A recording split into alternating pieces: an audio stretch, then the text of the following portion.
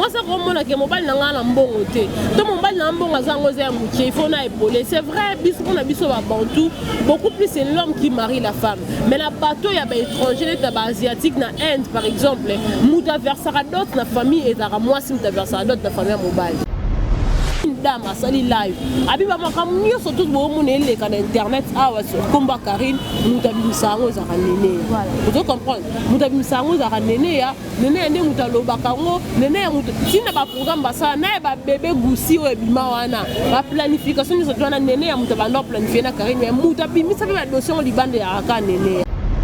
Voilà, elle a été qualifiée de tout nom. Il y a un témoin qui a vu la fille et moi ça m'a calme. Bon, Dadi Kambala, Azaki na moi si na Gisèle, oh bah Dadi Kambala na moi si. Mais bien que moi ça on Azaki na pas bonne relation à Enitumba, mais moi si oh Dadi Kambala banda ko vana na ndako. Si Dadi Kambala kufi Zara Gisèle. Ça veut dire que Enitumba Azaki na ekaka moi si moi betom fi ma kangonde moko andalo ba bande ko benga. Enitumba kazano jeune, bosa bali mabeza. Comme moi ça va tabala na habité à congolais que to wana na rabino na mutema et utawa c'est dit à quoi mais ça fait donc il faut assumer même ça fait d'être mais ça que mes amis privés na et là dit privé na maman bala so qui peut faut faire ça so ba oh invitation to ya libala. Mais là, il y a des gens qui ont parlé, il y a des gens qui ont prédit des choses. Que Karine Mokonzi n'est pas là, mais c'est qui est vrai Karine Mokonzi a eu ta cause à la Zemines et le Waka. Canal en fingarate boya ko bebisa musala YouTube yango mais c'est Google salo kangango comme ça tout la banane pena ba ba vrai journaliste oh so kangango ba olia wa te bolia te ko bino ba tebino sika bolia ka mais bino boyo osela mabe même te lo na tout so utilisation comme abusif et comme mabe on a ta bague qui prédote mobile la ta bague na prédote les gens doivent comprendre oh balobaka yango na nga lobaka to vanda na ba kit poto sabe mission na caméra bato ba anda biso ba so ba te.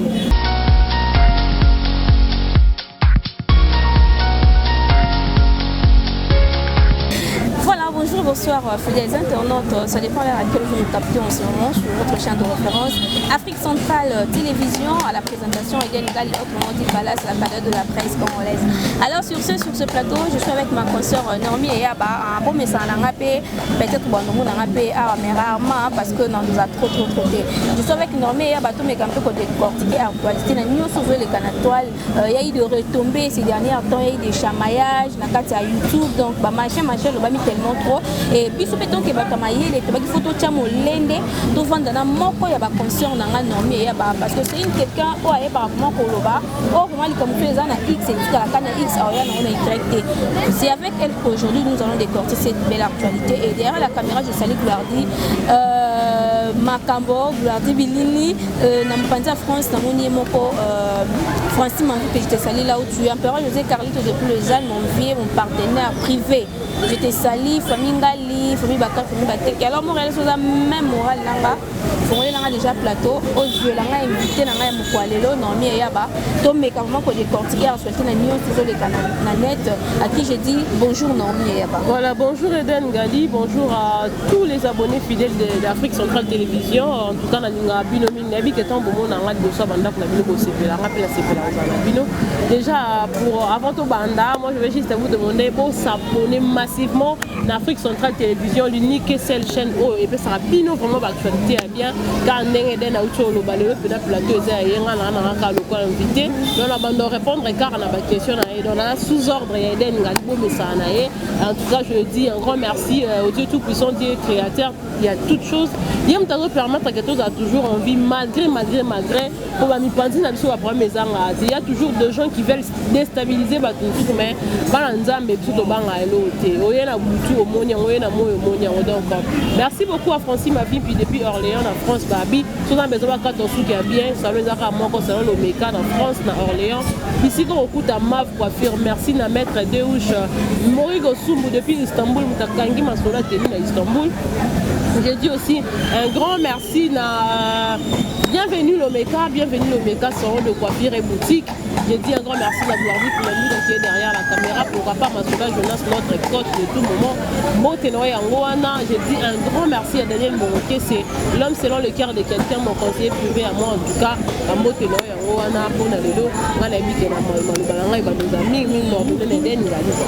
Voilà, les interromps de la SM, nous sommes concernés, mais l'autre, le sujet est très délicate. Pourquoi on est très délicate? Parce que tout ça, on a une guerre d'esprit dans YouTube, mais une guerre d'esprit comme on peut le voir qui bondo. Donc c'est avec mon invité aujourd'hui, nous allons découvrir autre chose. Non, mais bienvenue d'abord, on a plateau dans la vie. Je me retrouve déjà dans le plateau, mais on a ravi, voilà, pour monétiser parole, pour que maman et les camo. Oui, ça lit actualité pour l'instant. Tout ça en actualité, il y a Karine Mokondi. Bien maman YouTube, il y a YouTube, tout le monde mariage et l'équipe, mais d'autre part on dit que Karine et moi balaki mobali, tout le monde Karine. A Bali na été zapeuse na yo za moi si zape mopanzisango na nyonso wana okoka koloba nini ero yo kimamba bongo ero ozomona yo mo pe mamba bongo ndisi. Voilà, et ngai premièrement nalinga penza ko kota la vie privée à batuté. Il faut pas tout ba ko ça la différence entre la vie privée et la vie publique. Bon, ils ont la langue biso le quoi biso ba youtubeur to luka ko mélanger ni surtout to ba ko différencier ma kamté voilà pourquoi tout le monde a réclamé. Karine Mokonzi a bala te ya biso le roman la katuna ezate. A même vie na ndenga ko comme ma vie na kata YouTube, elle a fait tout ce qu'elle pouvait faire. Mais il faut pas que chaque chose a son temps. Voilà. Et là qu'on est là que on attend, on a cause en attend on ça va délire ya makasi mais arrivé un moment où on a besoin de là la peut pas bien madame Kingani, là la peut responsable ya foyer na on a besoin pas respecter en tant que femme mariée. Alors Lelo Karine Mokonzi comme le niveau en bas là, il a quelque chose de quoi applaudir. La mobilité, en tout cas moi je ne trouve pas ça un problème. Voilà. Ils peuvent tout faire pour passer ensemble. Moi c'est vraiment que mobile n'a pas bon côté. Tout mobile n'a pas bon il faut épauler. C'est vrai, on a biso bantou, beaucoup plus c'est l'homme qui marie la femme. Mais la bateau il y a des étrangers, des asiatiques na Inde par exemple, muta versera d'autres na famille et dans moi si muta versera d'autres na famille mobile. Aux hommes. Donc ce n'est vraiment pas un problème pour eux d'ailleurs. On va vivre dans la pote, tout ça adopter la bonne culture. Mais moi je trouve pas ça un problème. Ceux qui Karine Mokonzi avec Missimbo, on est à Bali mobile, mais c'est pas un problème. Tout ça la monte à la locale, moi sujet mon repos, ceux qui viennent n'unité. Voilà ce qu'on appelle jalousie.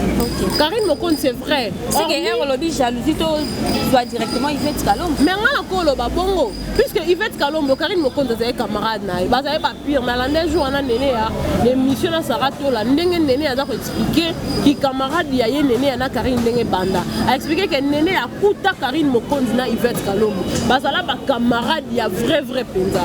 Équipe nationale néné a raté même dans Yvette Kalombo. Ce qui veut dire que bazaki ba bras droit. Ceux qui les ont camarade n'ont boyo kana insulté. C'est qu'il faut zapper. Mais au monde que d'autre part c'est comme si n'était pas néné en temps tu as trouvé. Ngape na lobango. Na lobanga ngango que na mamamlo to les kaka oyo les a néné ya. Pour une fois na landa live ya maman juste un jour avant Libala Karine. Pour Libala Karine il le 26. Le 25 une dame a sali live. Abi ba makamyo surtout bo mon les kana internet awa sur combat Karine mutabimisango za néné. Voilà. Vous comprenez? Mutabimisango za néné ya. Néné ndé mutalobaka ngo néné tina ba programme basa na ba bébé goussi o ebima wana. Ba planification ni zotwana néné ya mutabanda planifier na Karine mais mutabimisa ba dossier libande ya aka néné ya. Donc ba meilleur ami bazala suite na mboko. Parce qu'on a dans tous Karine azo ko sala ba analyse ya romona que muto na na ino pesa confiance on a trouvé c'est une sœur pour moi que bon, peut-être qu'il a découvrir nanté on moni di kamusu zalaka. Ils ont fait moi béné et puis ils ont minimisé ils ont monaré que non et là on leur était mutakoy koloba bola maintenant les cambas grave ne komaka ne mutu aya koba ah mutu na zaki na ye bola bola yango il faut toujours qu'on a bagarre de fou na mamuto sala mais puis que den amuninga nanga et den to zala na mais yeba que no ko betela makam nanga ne so tout parce que na ko ko pesa ba arme lourde oh yo ko se servir nango pour mener bitumba contre nga yango il faut mutu faut toujours na bagarre de fou. Mutu jamais ko zoa donc la camarade maman nanga kuta botinga no bete ma kamine so tuti yanga a combien plus forte raison camarade on a dit que to ko beba na bo On a ndeko to ko beba no mona pele ke ndeko na yo mo bakenda ko tonga pa mutu nga ndeko na yo et bon soit comme plus forte raison mutu boza même pas dans lien de sang au moins que ça problème donc Néné ya aza camarade à Karine Mokonzi babanda kala bien sûr ba Yvette Kalongo ba camarade ya Karine babanda kala bien sûr mais Eden ngala lo ba elo moko ngana mutu wana soto tsepe na point que to yo kana insulter donc na zappé na vina on a zappé na nzela na nga na mona yo te non ça le compte existe non ça on dirait que na ngana to tikala oyebana te to zala na relation moko te juste pour na ko éviter que ezalaki ezongaki alobaki basala ebo ya ngana to mona lelo makambo wana zo boma mboka voilà lelo mamone boma ngana sepela nga batu suba na ba solitaire ah yo zala na batu te pour prendre linga solidarité te pour ani ayebi pourquoi linga za solitaire pour entourage et même toujours makambo belé car nani Yvette Kalongo soka yo bimisa la vérité mutu sur Karine Mokonzi pourquoi parce que ils ont vécu des moments ensemble tolanda ba ngala ba mission grâce témoin sala na kombo ya Karine Mokonzi pour nini bazala ensemble ils ont eu le temps ya revivre ensemble ya koyeba ba mobele ba bêtise na ba buzo ba na maoni soto ensemble c'est pour dire que il faut toujours ba tout temps bo vanda bo na ba garde fou on peut être des amis oui mais il y a que vrai dans la voilà vrai dans la tête parfait pas ou tu pas la parfait pas ça donc vrai vrai nanga azalate bon Bible ya ngomoko le préciser tu auras pour ennemi les gens de ta propre famille voilà ce qui Bible lobi yango siko bakambo bato makamoto mo na mokeza kama mo Bible loba camarade soki na ozana ba ennemi ba gens ya famille nanga et bongo ba camarade bon on appelle ba propre ennemi nanga donc ngai soki Yvette Kalongo sa ba réaction na ye ngana obenga ngo za une sorte de jalousie pourquoi une sorte de jalousie muninga zu ba biso muninga zu c'est pas na lipa mola mais apparemment c'est comme si ba chinois nde ba tumbola vraiment Yvette Kalongo ya koloba que aza likolo kilo aza zozo te omoni likolo kilo to likolo pepele ya mutu tout dépend ya nzambe omoni nzambe tanga sala mokili après destina mutu na nzela na Karine Mokonzi lelo abale après combien de années soit totali vie à Karine Mokonzi nanenga mena ba vie il y a des gens qui ont parlé il y a des gens qui ont prédit des choses que Karine Mokonzi nenga na ko bona ta ko balate mais c'est qui est vrai Karine Mokonzi uta ko zana zemine ya elongwaka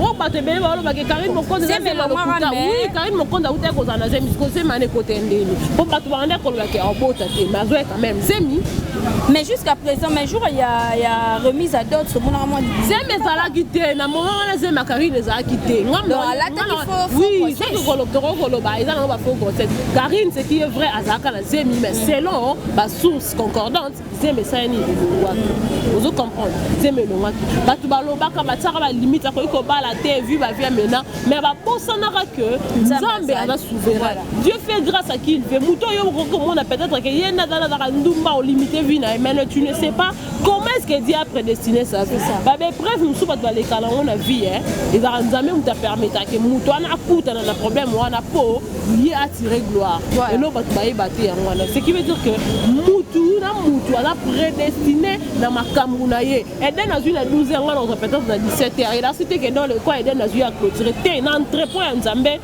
ils aura toujours na bastock à réserve aujourd'hui ayo libala lelo na 12 ans on zo lobi na 17 heures na zui kaka voilà alors Naomi ton compte na Karine Mingte parce que comme déjà c'est de trop to me un peu ko glisser le suspect quand de ça Karine avant de quitter et c'est qui nécessairement Karine a même évi na réseaux sociaux na ndenge to ebi que réputation Karine et comment mal vu est-ce que c'est nécessairement a même na réseaux sociaux les gens confondent la vie privée et la vie publique comment le loko za libala et za loko za vie privée libala c'est quelque chose déjà sacré il faut garder avec beaucoup plus d'attention sur notre colonne. Pourquoi?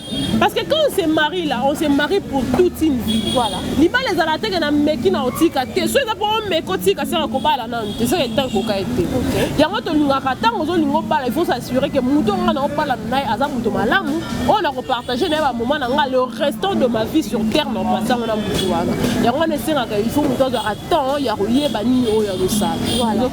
Alors Karine Mokonzi ezaki nécessaire te comment na ndenge balibala il y a moi so grâce temo elekaki na YouTube elekaki libala wana lelo zaka susute et kufa permettre donc c'est juste une hypothèse réponse oyo koyande ko confirmer ton renier hypothèse donc nalina lobabo Karine Mokonzi n'a pas fallu me libala na ce qui veut dire que to ko loba eza libala moko za sérieux parce que soki ezalaki libala sérieux eza pena libala pena pour la vie jamais biso tokoka kozala et surtout polémique ya kosimba na liboko balobi ke via boyaki na ye kolata bag Karine azaki et comment via olata bag ezalaki prédote mobala alata bag na prédote les gens doivent comprendre oyo balobaka yango nanga olobaka tovanda na bakiti po tosala bémission na caméra bato balanda biso bakazoba te toyebaka nini tolobaka omona mutu mosusu aye ava une émission na ye banda ekoloba azaka mafinga na mafinga oyeba te abandi to asukisi to akomi na katikati donc banda ekofinga vous pensez vraiment que passer à la télévision c'est insulté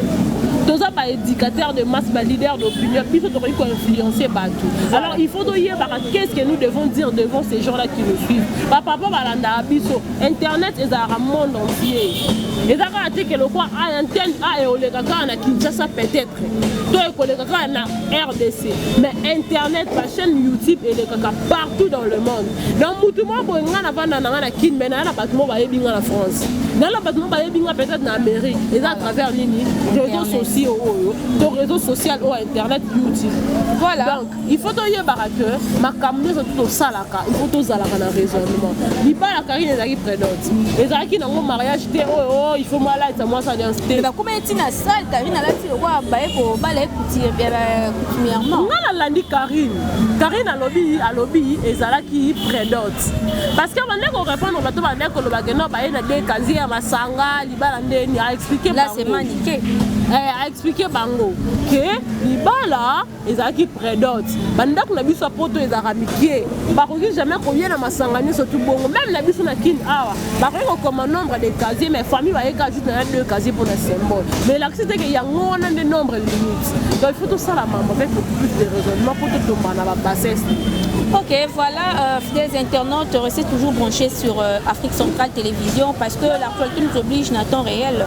On est aquí bongo parenthèse, c'est la première introduction à Bisso et à Karine Mokonzi. Tu continues à m'embêter Mayamba pour te rechuter Mamba Enik la grande Oazali ex il y a deux fins comédien de Diki Kambala. Alors Nomi Yaba, Tomona qui live More Salamaka, on ne peut pas citer les noms d'autres personnes parce que pour un penser à mon père et les karatés pour une raison personnelle. Tout le monde qui live Karine, ça qui n'a d'autres, d'autres consoeurs, à côté stabiliser la chaîne au baso finga. Mais il y a d'autres gens qui disent que Karine Yomorosa Moutama finga vraiment. Comment tu peux nuire de gens jusqu'à un niveau à bloquer bango la chaîne. Et surtout la star pour le moment c'est Grâce Temo parce que c'est elle qui a reçu trop d'insultes, mais à ce qu'on réagissait les lots comme le chaîne a fait Mayamba et ça les sous-soutés et limoué. Et selon Fuvette, une émission où il y a Salaka, le barak que ceux qui chaînent limoué, moko en côté madélé, moko en côté d'ac, moko en côté. Est-ce que na côté na chaîne a fait limoué? Et ça liba Karine Mokonzi n'est pas qui va lire ça va chaîne ou bien et ça liba il fait Mayamba à respecter qui va norme et YouTube. Bon voilà, na où t'as conseillé la paix sujet en live. Bien sûr, émission Salamaki, Karine Mokonzi, Salaina Bandekone, sur Lim sa chaîne. Mais d'abord, avant que nous ayons Koloba Mamba, Suzette Mayam, la chaîne est Limoué. Karine Mokonzi, en temps normal, a regardé jamais Koloba Kaim Ali sa chaîne à Moudikwa Fingi. Karine Mokonzi, combien de mamans ont ya blessé? Combien de papas ont ya blessé? Combien de personnes Karine Mokonzi a fini? Bah musicien Boni Karine Mokonzi a Bamba Bakombo. Est-ce que dans la mouto à Luka Karine Mokonzi va kangai? Est-ce que dans la mouto à Luka va bloquer la Karine Mokonzi? Batika Kaya Zala libre na ba opinion na. Parce que le quoi liberté expression faut à la bise to comment confondre en liberté et expression sur les amis to même comment le quoi libertinage. Donc Karine Mokonzi n'a jamais été interpellée, toi a intercalé à sa maman. Mais ça va finir au moins ne l'on passe pour lui. Pour ma fille, elle n'a pas fini mon pied, bah pas au fin, on va se battre. Fivette Mayamba ngala mona kaeka soit yo sa émission ya kande ba droit de réponse. Ayaka ko répondre muto afinga ka très souvent. Voilà c'est clair. Muto ne to ya bien Fivette Mayamba to zaki yola la sotu Fivette Mayamba na internet za na guerre na ba ya biso za na guerre na ngani. Donc ce qui Fivette Mayamba yé na TV pour finga. Ayé la muto moko. Ozo comprendre gloire. Non plutôt Eden. Donc ça vraiment passé. Conséquenté comment gloire ko tinga muto na bi de so aller singani. Donc ozo comprendre. Fivette Mayamba le chaîne limo eza loko moko ça passe na motema. Biso ni to ya YouTube ko lukamiki ba YouTube la chaîne eza na bato ebele ba pokolela yango bana. Bato ebele ba laisser yango mapota. Ebele ba otonga c'est bango bana classe. Lelo peut-être ba za ba msuba ba beta bato lolo ba kasomi ba kita ba $3000 somi ba kita ba nini bo. Eza tant par rapport pe ya mbongo ya zo na YouTube. Vous comprendre donc eza penza ki to côté. Par rapport ya ndenge message yé na chaîne à Fivette. Moi non mon dirait ça nango na liété na mambo bango balobaki. Mais ce ça ba wu basala ki yango ngana o recruter. Non regretter parce que bango ba finga ba la chaîne na bango. Bango ba loba n'importe quoi na chaîne na bango. Surtout moi ça ba to Yvette Kalombo a mona passe na finga. Ba benge bisu ba mabe, ba benge ndoki mabe, ba lote na bandoto na habité den. Soki ba ndoto biso to komo lote koma on lote na ba voisin quartier na mutu mo bo écoute bo tika na bino vanda tebo solo la. Yo komika ko lote. Wana na habité sur ta ba jara bandoto ni. Bana basi wana ba finga ma chaque jour. Na mona no te bisinga ba professionnel. Moko to ba sala trio moko maman. Yebango muto mesana ko beba na ba ata sangana ba bisu bo beba ka ngala ebisaka o relation o sangana ekiri ndika a moment panzana ki pourquoi parce que zaki ekiri o ba vandela kama finga ba vandela kama lo ba makoma pakamba ba koma ba lelo o to mona ka muna mutabenda na mukila ekiri ndika za la sunne za la di bosote lelo ba se repentanga na be o repentance pourquoi parce que baza suna ka ma finga te ba ko ka basa mambu normal mais les retard pourquoi parce que déjà ba to ba yebaka bango déjà na caché wana ya ma finga vous comprendre lelo chana Fivette Mayamba et limwe pourquoi selon YouTube les acquis dans le contenu et bande à l'encontre et à principe à YouTube parce que moi là j'ai travaillé na chaîne voilà la mukaka pour chaîne bakangi na beta bebo mais là que non la vidéo que vous cherchez le plus disponible car le compte YouTube associé a été clôturé ce qui veut dire que YouTube a clôturé alors moi-même j'étais conscient que to koti ça vidéo et là qui y a ma bé YouTube il faut qu'il akanga parce que YouTube sur la personne d'avertissement 2 fois il y a que pour la 3e fois on kanga au chaîne. Bon, il faut respecter ma principe. Selon message, je vois les autres que Fivette Mayamba, soit il y a soit peut-être caméraman, soit mais moi, ça n'a rien à voir avec chaîne. Soit complète en tout cas, on va recruter Makasi. Pourquoi? Parce que le côté ça, on y a un bon, on va déstabiliser au quoi il et then, moi, la vie, on dit mal, ils sont au final, tout final. On dit mal, ils sont au temps luka oyiba te lo mwa muke ya mutu tam supoza na nzala ke o luka lisuma ko déstabiliser vie ya mutu azanga ra te loko yo lia ko Fivette Mayamba la so tali bien tam suza na musala sala ta par YouTube ko ana to ka bongo na YouTube peut-être na affirmer ça peut ex danseuse oui peut-être na invité va danser mboka na biso ba na mbongo tukanga na invité peut-être que abande ko se retrouver na YouTube la ataki na ba abonné na ebele le loko bande la chaîne au koma lisuna ba no koma tana 1 million sur 1 million sur 1000 abonnés et à facilité elle a battu la chaîne kala si le lo a kana ba 400 abonnés ce qui veut dire que c'est pas quelque chose de facile il a vraiment facilité donc ça n'y a vraiment pas si koyoka que chaîne a Fivette Mayamba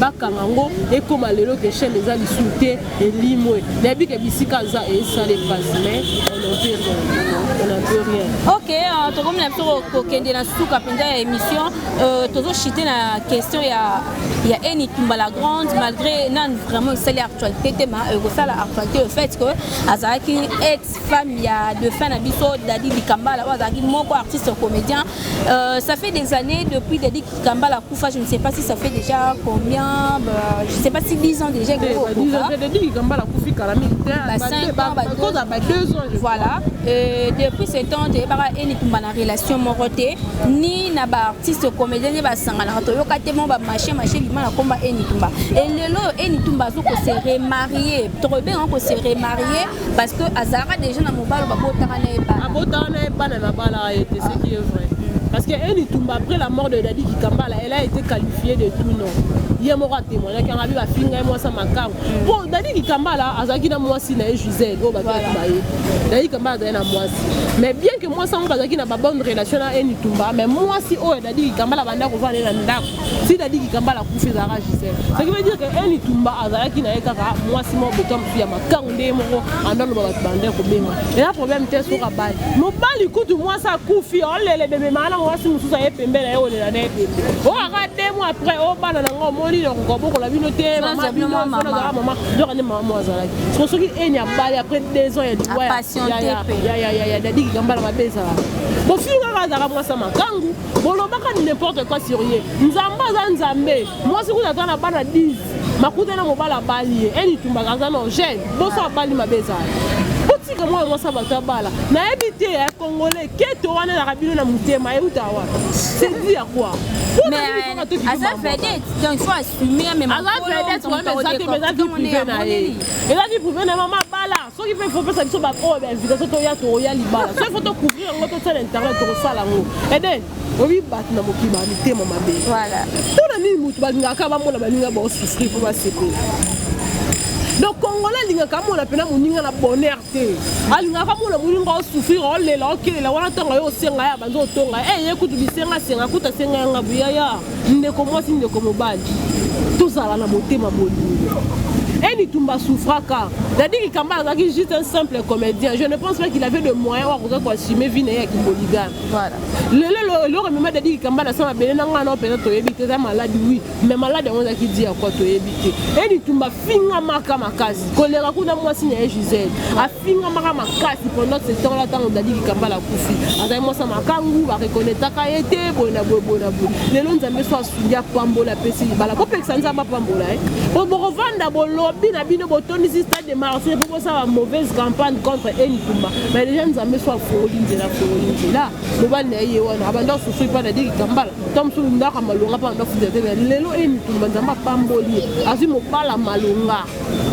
mobali o apesi valeur asombeli lopango eza libala aventure te mobala na lingi mwasi na ye peu importe ma condition mobala lingi mwasi na ye moi je ne pense pas qu'il faut biso to prendre to dans sala ka débat Eni Tumba parce que tu es après le mariage va retomber yaka tu es retomber yaka la moi ba magui lo ba mo ko lo ba ma retomber yaka la muto yaka na retomber bezo te biso ko beze donc loko mo be kutu te ko sala beze na to lito sel so beze soki mutabali après 2 ans ya liwa mobali ne mabeza voilà nzamba pambolier Dadi Kambala bisika mota balaka Eni abala endela mobala botsaka ebana c'est tout akufi akei vient continuer baloba bible lobi boye jusqu'à ce que la mort nous sépare mort et sani est séparé bango nous avons un droit bala avons un droit ça mamu so que naki peut-être que non ba se séparer ki lokola na divorce wana bible lobi ke soki batu mbale ba bala naki et que ba kabwani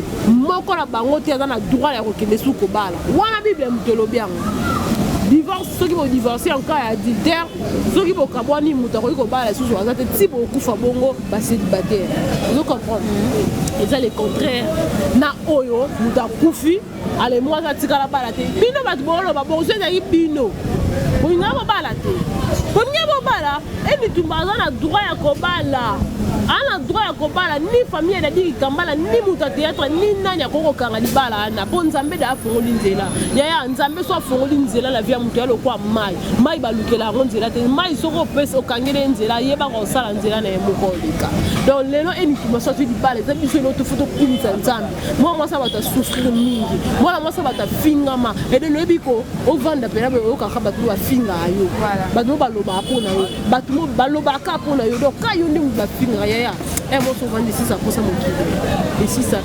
bientôt la paix Eni Tumba to ko na actualité ko to benga wa actualité exactement biso ndeti ngai ata mkombo to na vana kitsawa nando finga Eni Tumba to na pesa faut to ba non sala ngoto na encourager au monde na encourager parce que bala ça des institutions divines ça même muta pesa ça recommander ba bala Eni Tumba na mobali na nzama ko pambola bino ko organiser mu bange na mariage na bolanda la bino te ke o mutu mwa kinga na lobaki ko ba déstabiliser bino botika accès na diable te donc mutu to ko vanda po ba na beta ni solo Eni Tumba ceci c'est là zapper ça on dirait exister na na vie on est ka oyebi ete pour munyak na minute on luka diembela na actualité wana voilà on luka diembela donc c'est important donc respecter la vie privée ba de longa no boya ya vie privée voilà au moins mutu muso bandi ko finga nga Naomi avant na kitso finga nga netka yebanga mais so tali bien yebi nenga te ayebi nga période de vie pour que soit peut tant muso ya représenter mission ensemble donc so attend ya tambo tamanzela mo ensemble mais avant na bandi ko finga yo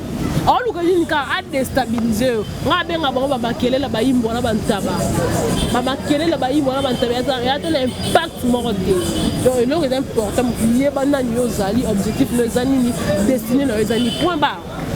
Voilà les chers internautes, on commis vraiment la souka ya émission la biso ya mokolo lelo Naomi Tomeka non côté na moi introduction avant to chiter avant to quatre émission bandeko ya biso ba komi ko yana makamba ko finga ba komi ko luka visibilité trop na ko finga est-ce que YouTube bango ba règlement d'ordre na ngoto lobela et singa refo y avoye ba ne fo yana mafinga o finga ma pose wa gaz soubassement elle pour ma soubassement ye mutu ana vanda na kiti kwa finga tuna ya tanga journalisme place vous comprenez déontologie ngai ne naza boy naza gradué en journalisme na licencié en communication des organisations na IFASIC je ne peux jamais me permettre on a pas na kiti na ndo finga je ne le ferai pas en plus éducation na zo permettre ngai mususu mona ka ngana éducation na nga na ko finga te mais alors on va me contraire na ngo ye wala bandi ko finga pe mutu ngo finga ta mususu atika la mona ete mutu ngo pe na vie na etika la on pensait jamais que na ko kuta na mutu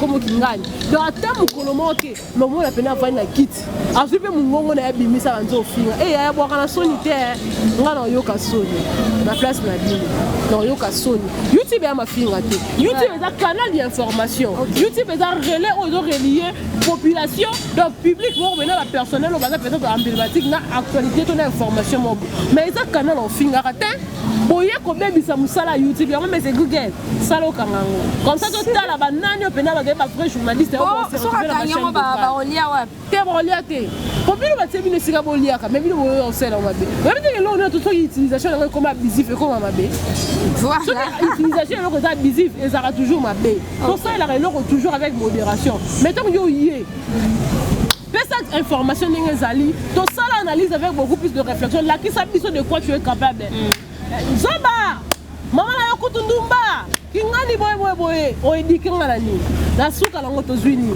okishe bo sembalo barabi mutu mususu ka vani na kiti abandu ko loba boye bate abandi to alinga si vraiment il faut parler pour rien dire ah ouais il faut to yeba rapeke batomaya les bazar c'est vrai bo loba ke madame na YouTube tété bisana tu na kata YouTube to sala mamorte pour dire que mon homme a vision c'est ça elle a pas tout ça utiliser YouTube ka pour na ba recette na ba recette de mo na obeta ba 1000 vues ba 2 millions de vues voilà au moins pena sali pena mission mo pena ka ya kulamba ka to ya laksa ba tout ça suki ba komi na ba 200K mais biso to sala ngote pourquoi parce que to yebité lo to ya luka na YouTube o moni tango ya na lo yenge ne loko lingo sala o yeba ngote donc osuka kana mafinga osuka na matongi pe kolonga ti na YouTube e kana ba vie privée alors baki azongisa ki basongi bazozo basa lokolo ki batu bazwa na passe to yeba mo to sala il est très important au finga no muto o yebi ekuta tate donc yo na vie na ya mona yo te calculer o pété comme si bokuta na par défaut par horoscope kaka nzela modo za libaku mo peut-être ya nzela e beta mutongo a besi libaku o le peut-être ya libaku a zelo libaku libanga ezokisi donc zappé yo mais on va lui on dit pour calculer mutongo ba ko finga ya babiso to tsaba tukate yango moninga ya pasi bona vana kiti ona finga donc finga ngote eden ngaso na problème na yo do fiction ko oui ok voilà to robina souka pour comment expliquer nga lobisa eden te mais on va na beta du soleil eden il faut da oza muta basse classe oza na bassesse vous comprenez na ko jamais ko vana na ndo finga eden na ko jamais ko vana na ndo beta du soleil eden o so da nga na yo da to na zappé yo do okay na otika la ko beta du sono te na calculer ka attends la ndoto mais so yo vandaka alobaki azongisaki asala épaule basse classe so na lobby epanzana opanzi bato opapro pandi Hiroshima odaka ne Nagasaki to Hiroshima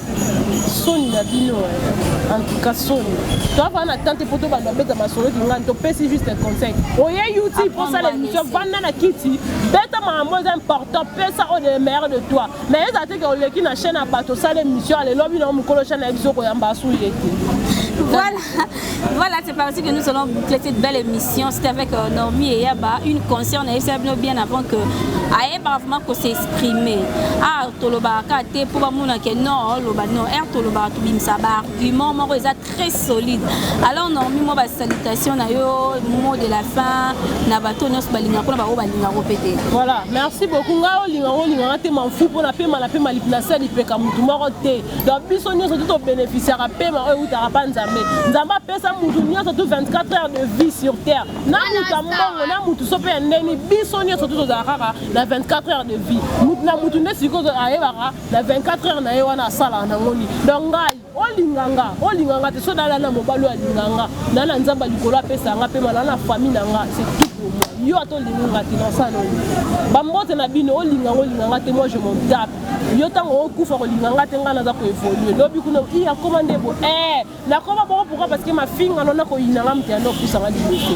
Mbote na bino no tubo linganga, babote na bino ngapela linga bino mi. Donc awa eza ira ko lininga na lingi olinga te na lingo te to tambola bongo po nzambe kutu alingaka bato. Yesu masi alingaka bato ya suka wa me pulusu. Vous comprendre? Donc olinganga te moi je m'en tape. Nzambe ne na likolo na sel l'état na bangi biloko nzambe ya bangi biloko l'état to tambola. Na nanga la tete na ndofinga ba. So na bete mutu mo libaku bisika zalaki en tout cas na ba fan nyonso to baninga na omi ya ba so na bete ke libaku libisanga. Mais moko senga ke ba imbécile mususu be faut bazala pe répondu deux fois pour ba comprendre que eloko ça eza mabetu za malamu. Donc nyonso to na bete libaku libisanga na pesi bino nyonso to mbote. Message nanga so ke zaka ke to respecter o eza vie privée ya mutu. Oyebi ke chose maramba YouTube to meme on a YouTube mais o eza vie privée ya mutu na mobala mutu. Ne ba yo ko finga ma mibala ba tususu kuta za rapoati ya zakani yo la pesa o mobali walo mema yo ka epoate da dego o mobali na ekutu makodia mutu yango ya makodia ba yebi so somba ke tazalo pakola ye sikoti na ni okota na vie privée ba c'est important ça la mambo est important il est important ça que pesa information population yo ka public yo ka mami o lobby ya bien c'est ça. Donc, il y a un peu ça va te mêler à part son appétit, bâtonner surtout dans l'Afrique centrale télévision. Pour continuer à s'abonner à la chaîne Afrique centrale télévision. Merci à président Richie Watou, moi, bien homme servi. Merci à Kevin Mohamed Saïdi. Bateau va faire sa vie sur concept pour nous appeler à moi en tout cas. Voilà, merci nos très chers abonnés à Afrique Centrale, mes chers internautes. C'est par ici que nous allons boucler cette belle actualité avec Naomi et Yaba. Merci de nous avoir suivis et bonne suite de programmes sur nos antennes. Abonnez-vous sur Afrique Centrale Télévision pour ne pas rater nos actualités car l'actualité nous oblige à temps réel. Quant à moi, on se retrouve au prochain numéro. Bye.